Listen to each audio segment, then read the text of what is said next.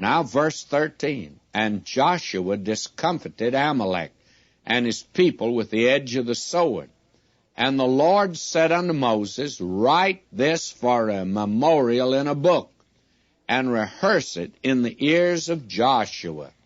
And I think we ought to stop there to have our attention called to this man Joshua for the first time, because this is the man who's going to succeed Moses.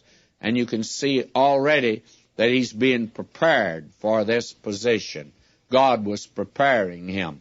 He was an ordinary man, as we shall see, but God prepared him for the task.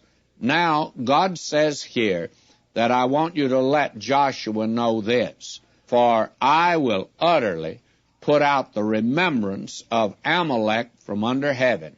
Now, God's going to get rid of the flesh, friends, and thank God for that. If the Lord took all of the church right now into heaven as it is, and they were not changed, we are told that the dead are to be raised incorruptible, and the living are to be changed. They're to be transformed. They're to have the same thing happen to them that happened to the Lord, the Mount of Transfiguration.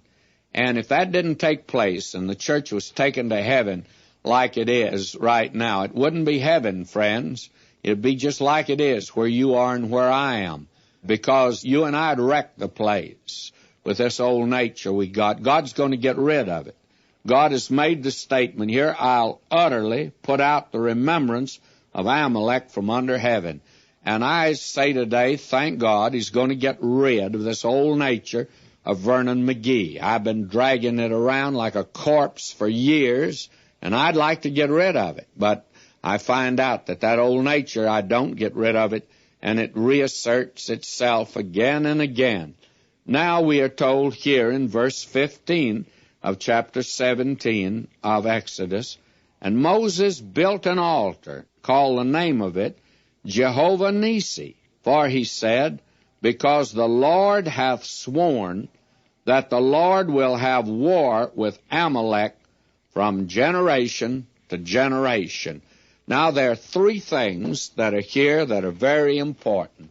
The first thing that God mentioned is this, that he's going to ultimately get rid of Amalek. I'll utterly put out the remembrance of Amalek.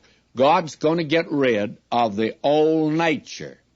And then the second thing is this, that the Lord will never compromise with this old nature that I've got and that you've got. Never will he. He'll have war with Amalek from generation to generation. You're not going to reach the place, friends, that you're going to get rid of the old nature in this life. God will have war from generation to generation. And the important thing is, therefore, the second thing is, God will never compromise with it. And that means that there will be, the third thing, this constant conflict will go on as long as you and I are in this body and in this life. The Spirit warreth against the flesh, and the flesh against the Spirit, and these are contrary. This is the thing that you and I need to recognize today.